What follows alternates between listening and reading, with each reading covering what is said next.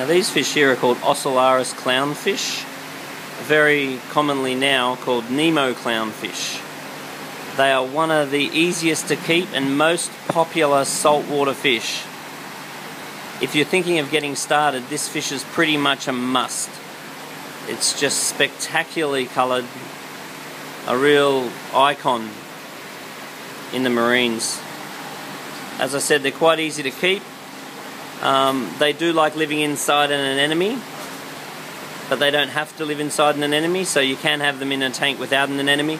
In a large coral reef tank such as this one, I tend not to have anemones because they can be a pain in the neck when they get sucked on your inlet pumps and climb all over your corals and so forth.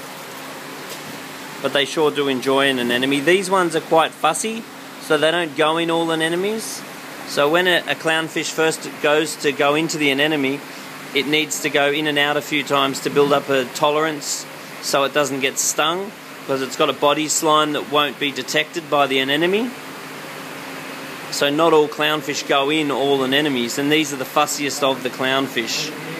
So if you get a magnifica, a carpet, ocellaris anemone, that's the ones that they're likely to go in. If you get just a normal quadricolor or normal hectoractis anemone, it's luck. You've just got to be lucky that it goes in there. So the male is the small one, and the female is the big one. And if you've got clownfish in an aquarium that are happy like these ones, and you try and add more clownfish, there's every chance that they will fight.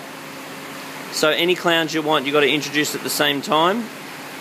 And if you've got several clownfish in a tank, the large one will be the female and the rest are usually male.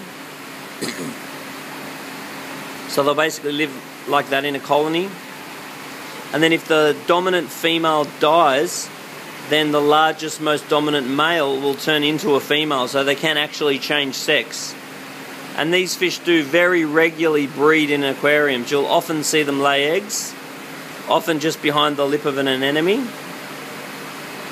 But those eggs hardly ever survive in an aquarium, because either worms come out of the rock and eat the eggs, or when the eggs hatch, they get eaten by corals and fish, or get sucked into the filter.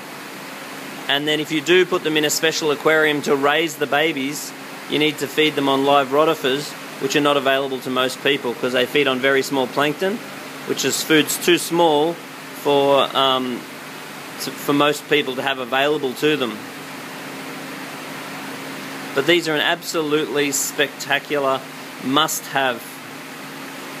And they are, as I said, a lot of people are breeding these now, so where possible, try to purchase tank bred ones.